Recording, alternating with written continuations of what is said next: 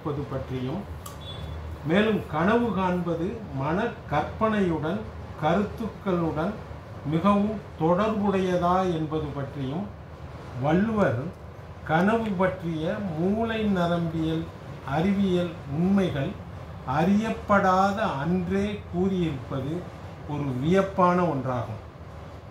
வள்ளுவன் கனவு பற்றி மூளை நரம்பியல் அறிவியல் உண்மைகள் அறியப்படாத அன்றே கூறியிருப்பது மட்டுமல்லாமல் அதற்காக ஒரு தனி அதிகாரம் 122 கனவு நிலை உரைதல் என்னும் தலைப்பில் கூறியிருப்பது மிகவும் விந்தையாகும்.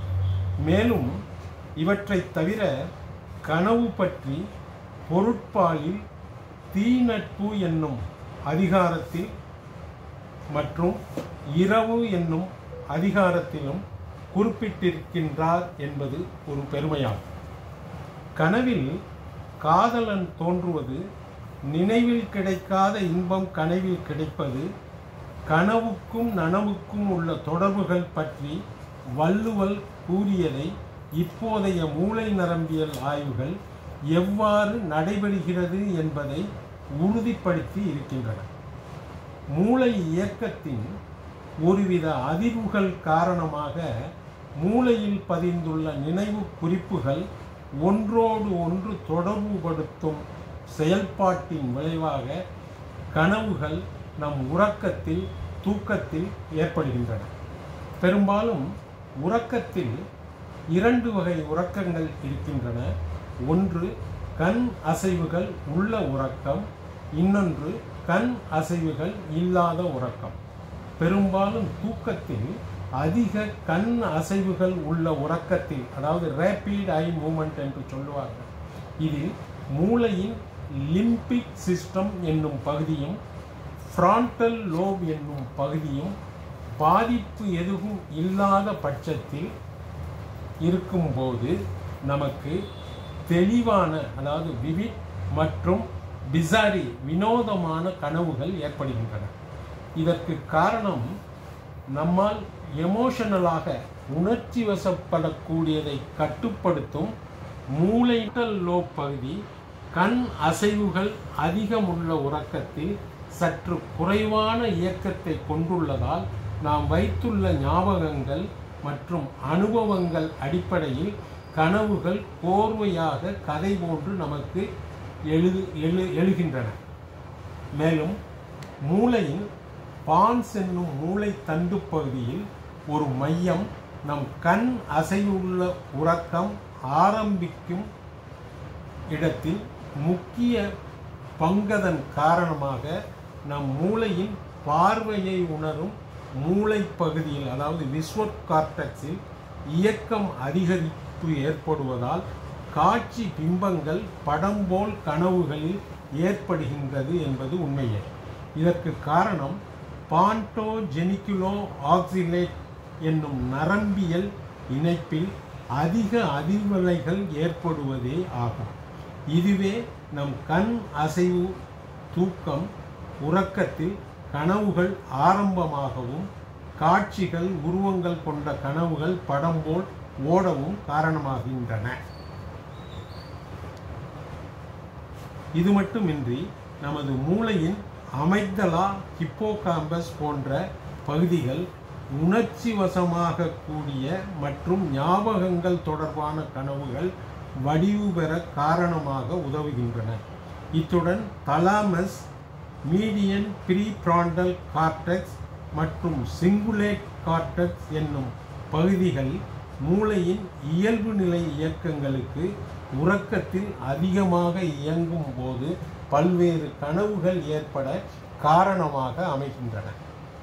கண்ணசைவு தூக்கத்தில் கோலினர்ஜிக் என்னும் நரம்பியல் வேதியியல் பொருள் உள்ள REMN ஆன், அதாவது ரேபிட் ஐ மூமெண்ட் ஸ்லீப் ஆன் என்னும் நரம்பிழைகளும், மோனோ அமினர்ஜிக் என்னும் REM ஆஃப் என்னும் நரம்பிழைகளும் மூளையின் பான்ஸ் பகுதியில் தங்களின் வேதியியல் நரம்பியல் கடத்திகளின் இயக்கத்தை அளவீடு செய்து இயக்கி கனவுகளுக்கு அடித்தளம் அமைக்கின்றன. தூக்கத்தின் ஒவ்வொரு நிலையான கண் அசைவு அற்ற உறக்கத்தில் நான் ரேபிட் ஐ மூமெண்ட் ஸ்லீப் கனவுகள் ஏற்படலாம் என தற்போதைய ஆய்வுகள் கூறுகின்றன. மேலும் விலங்குகளும் கனவு காணும் என்பதை உலகத்திற்கு முதல் அறிவித்தனும் தமிழன்தான். இத்தகைய கனவு பற்றிய மூளை நரம்பியல் அறிவியல் அடிப்படை உண்மைகளை வள்ளுவன் 12 திருக்குறளில் இயம்பி இருப்பது மூளை நரம்பியல் அறிவியல் மருத்துவ கண்டுபிடிப்புகளுக்கு வள்ளுவனே மூலம் என்பதை காட்டுகின்றது. காமத்துப்பாலில் கனவு நிலையுரைத்தல் அதிகாரத்தில் கனவில் காதலன் தோன்றுவது, நனவில் கிடைக்காத இன்பம் கனவில் தருவது, கனவுக்கும் நனவுக்கும் உள்ள தொடர்புகள், நனவில் கிடைக்காததை கனவில் பெறுதல், கனவு நனவு போல இனிமை தருதல் போன்ற மூளை நரம்பியல் அறிவடல் அடிப்படையுடன் கூறிய உண்மைகளை இத்திருக்குறள் உணர்த்துகின்றது. குறள் 1211.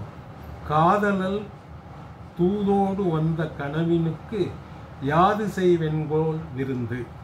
காதலன் பிரிந்து வாடிய காதலி அயர்ந்து கண்ணுறங்கிய போது காதலன் அனுப்பிய தூதுவோடு வந்த கனவுக்கு நான் எதை விருந்தாக படைப்பேன் என்பது பொருளாகும்.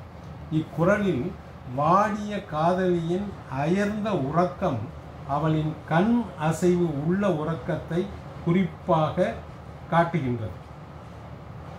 இவ்வாறு வள்ளுவன் அப்போதே கண் அசைவு உள்ள தூக்கத்தில் கனவு வருவதை தெளிவுபடுத்தி இருக்கின்றார் என்பது உண்மையாகின்றது. மேலும் இக்கனவில் காவாறு இவை 2 தூக்க நிலைகளும் 90 முதல் 120 நிமிடங்களுக்கு ஒரு முறை மாறி மாறி ஒருவருக்கு தூக்கத்தில் ஏற்படுகின்றன. இது போன்று ஒரு இரவில் 4 முதல் 6 முறை இவ்வகை தூக்க வட்டம் நடைபெறுகிறது. கண் விழிக்கின்ற அதிகாலை நெருங்க நெருங்க கண் அசைவுள்ள தூக்கம் அதிகம் நேரம் இருக்கக்கூடியதாக இருக்கின்றது. இந்த கண் அசைவுள்ள தூக்கத்தில்தான் அதிகமாகவும் கனவுகள் ஏற்படுகின்றன. இக்குறள் 1212 காதலி நினைக்கிறாள், தான் விரும்பும் போது என் கண்கள் தூங்குமானால் அப்போது என் கனவில் வரும் காதலனுக்கு நான் தப்பி பிழைத்திருப்பதை சொல்லுவேன் என்பதாகும். இக்குறளில் தான் வேண்டும் போது தூங்குமானால் என்று வள்ளுவன் கூறியிருப்பது தூக்கம் ஆரம்பிக்கும் போது முதல் நிலையாக உள்ள கண் அசைவற்ற தூக்க நிலையை குறிக்கிறது. கண்ணசைவற்ற தூக்க நிலையிலும் கனவு வரும் என்று தற்போதைய மூளை நரம்பியல் கனவு பற்றிய ஆய்வை வள்ளுவன் கோடிட்டு அப்போதே இக்குறளில் காட்டியிருக்கின்றார். எப்போதும் கண் அசைவுள்ள உறக்கத்தில் தங்களின் கடந்த கால எண்ணங்கள் நினைவுகள் தொடர்பான கனவுகள் மிகவும் சுருக்கமாக தொடர்ச்சியாக இல்லாமல் மீண்டும் நினைவு கூறத்தக்க வகையில் உணரப்படும். இதை வெள்ளை கனவு என்றும் கூறுவார்கள். எனினும் இக்கனவில் கனவு அனுபவத்தை உணர்ந்து மீண்டும் நினைவுபடுத்தி கூற முடியும் என்பது உண்மையே. இத்தகைய தன்மையையே வள்ளுவர் குறள் 1212 கூறியிருக்கின்றார். குறள் 1213 நனவினால் நல்காதவரை கனவினால் காண்டலின் உண்டேன் உயிர். தன் நேரில் அதாவது நனவில் வந்து கண்டு அன்பு பாராட்ட காதலனை அவள் அணுதினமும் நினைத்து கொண்டே இருப்பது அவளின் மூளையின் ஞாபக பகுதியில் பதிந்துவிட்ட நிலையில் அவள் எண்ணிக்கொண்டே தூங்கச் செல்வதால் அவன் அவளின் கனவில் தோன்றி மகிழ்வதாக இக்குறளில் மூளையின் முக்கிய பங்கை வெளிப்படுத்துவதாக அமைந்திருக்கின்றது. இது தவிர குறள் 819 அந்த முடிச்சிருவாங்க 819 வினைவேறு சொல்வேறு பட்டார் தொடர்பு. பொருட்பாலில் தீநட்பு அதிகாரத்தில் கனவிலும் என தொடங்க சொல்ல கனவிலும் என தொடக்கச் சொல்லாக வள்ளுவர் குறள் 819 தம் செயலும் சொல்லும் வேறாக இருப்பவர்கள் பற்றி நல்லொழுக்கம் உள்ளவர்கள் அவர்கள் செயல் பற்றி நனவில் மட்டும் அல்லாமல் கனவிலும் அவர்கள் பற்றி பார்த்து துன்பப்படுகிறார் என்று கூறுகின்றார். ஒருவர் ஆழ்மனதில் தாங்கிக் கொள்ள முடியாத நிகழ்வுகள் மூளையில் ஆழமாக ஞாபக மூளை பகுதியில் பதிவதால் அந்த நிகழ்ச்சி தொடர்பானவை கனவிலும் தோன்றி துன்புறுத்துவதாக இருக்கின்றது என இக்குறளில் கூறுகின்றார். குறள் 1054 இரத்தலும் ஈதலே போலும் கரத்தில் கனவிலும் தேற்றாதார் மாட்டு. தன்னிடம் உள்ள செல்வங்களை கனவில் கூட மறைத்து வாழ தெரியாதவரிடம் ஒரு வறியவர் இறந்து கேட்பதும் ஈதலைப் போலவே சிறந்தது என்று கூறுகின்றார். நம் எண்ணங்கள் செயல்கள் யாவும் கனவில் தோன்ற வாய்ப்புள்ளது. எனினும் ஒரு ஈகை குணம் கொண்ட ஒருவரின் கனவில் அவன் பெற்ற செல்வங்களை மறைத்து வைப்பது போன்று கனவில் கூட காணாத நல்ல உள்ளம் கொண்டவரிடம் யாசகம் கேட்பது ஈகை போன்றது என கனவுக்கு முக்கிய உதாரணத்தை இக்குறளில் கொடுத்து வள்ளுவர் உணர்த்தி இருக்கின்றார். இத்திருக்குறளில் அதிகாரம் 122 நனவினால் என்னும் வார்த்தை மட்டும் தொடக்கச் சொல்லாக 5 முறை வருகின்றது. இதை தவிர இதே போன்று ஆற்றின இன்பம் என்னும் சொற்களும் 5 முறை வருகின்றன என்பது குறிப்பிடத்தக்கது.